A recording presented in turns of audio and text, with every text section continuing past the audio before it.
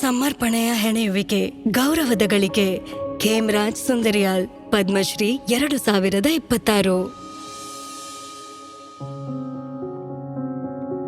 ಸಾವಿರಾರು ಜನರಿಗೆ ಭರವಸೆ ಮತ್ತು ಮಾರ್ಗದರ್ಶಕರಾಗಿ ಹಲವರಿಗೆ ಜೀವನೋಪಾಯಕ್ಕೆ ದಾರಿ ಮಾಡಿಕೊಟ್ಟವರು ಖೇಮರಾಜ್ ಸುಂದರಿಯಾಲ್ ಅವರನ್ನು ಪ್ರೀತಿಯಿಂದ ಗುರುಜಿ ಅಂತಾರೆ. ಖೇಮರಾಜ್ 1943ರಲ್ಲಿ ಗಢವಾಲ್ನ ಪೌಡಿಯಲ್ಲಿ ಜನಿಸಿದರು. ಬಾಲ್ಯದಲ್ಲಿ ಆರ್ಥಿಕ ತೊಂದರೆಗಳಿಂದಾಗಿ ಅವರು ಅನೇಕ ಕಷ್ಟಗಳನ್ನು ಎದುರಿಸಿದರು. ನಾನು ಶಾಲೆಯಲ್ಲಿದ್ದಾಗ ಸಂತ ಕಬೀರ್ ಬಗ್ಗೆ ತಿಳಿದುಕೊಂಡೆ. ನಾವು ಅವರ ಪುಸ್ತಕಗಳನ್ನ ಓದಿದ್ದೇವೆ. ನಾನು ಅವರಂತೆ ನೇಯ್ಗೆ ಕಲಿಸಲು ಬಯಸಿದ್ದೆ.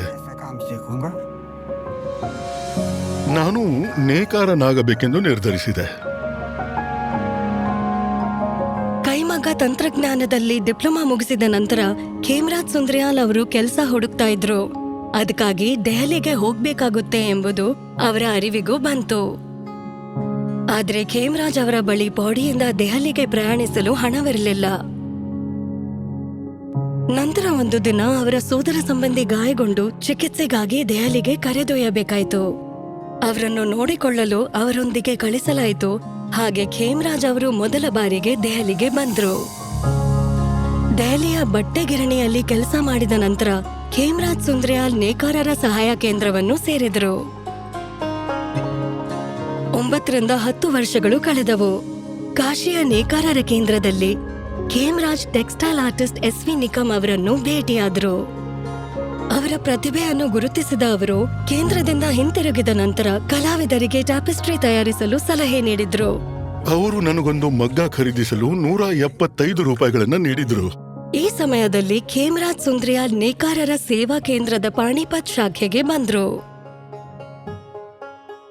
ಶೀಘ್ರದಲ್ಲೇ ಅವರು ದೇಶದ ಕೆಲವು ಪ್ರಸಿದ್ಧ ಕಲಾವಿದರಿಗೆ ಟ್ಯಾಪಿಸ್ಟ್ರಿ ನೇಯಲು ಪ್ರಾರಂಭಿಸಿದರು. ಅಂದು ಪೌಡಿಯಿಂದ ದೆಹಲಿಗೆ ಪ್ರಯಾಣಿಸಲು ಹಣವಿಲ್ಲದ ಹುಡುಗನನ್ನು ಇಂದು ಅವರ ಕೆಲಸವೇ ವಿದೇಶಕ್ಕೆ ಕರೆದೊಯ್ದಿತ್ತು.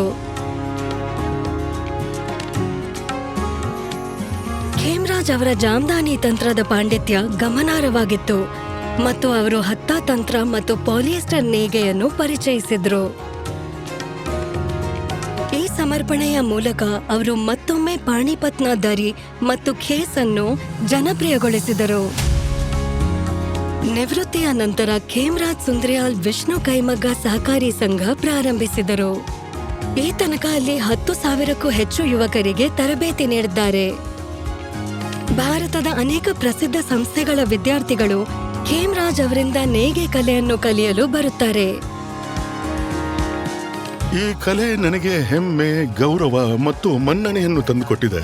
ಈಗ ನಾನು ಈ ಕಲೆಯನ್ನ ಆರಿಸಿಕೊಂಡಿಲ್ಲ, ಬದಲಾಗಿ ಈ ಕಲೆ ನನ್ನನ್ನು ಆರಿಸಿಕೊಂಡಿದೆ ಅಂತ ಅನ್ಸುತ್ತೆ. ಶ್ರೀ ಖೇಮರಾಜ್ ಸುಂದರಿಯಾಲ್ ಪದ್ಮಶ್ರೀ 2026. ಕೋಟಿ ಕೋಟಿ ನಮಸ್ಕಾರ.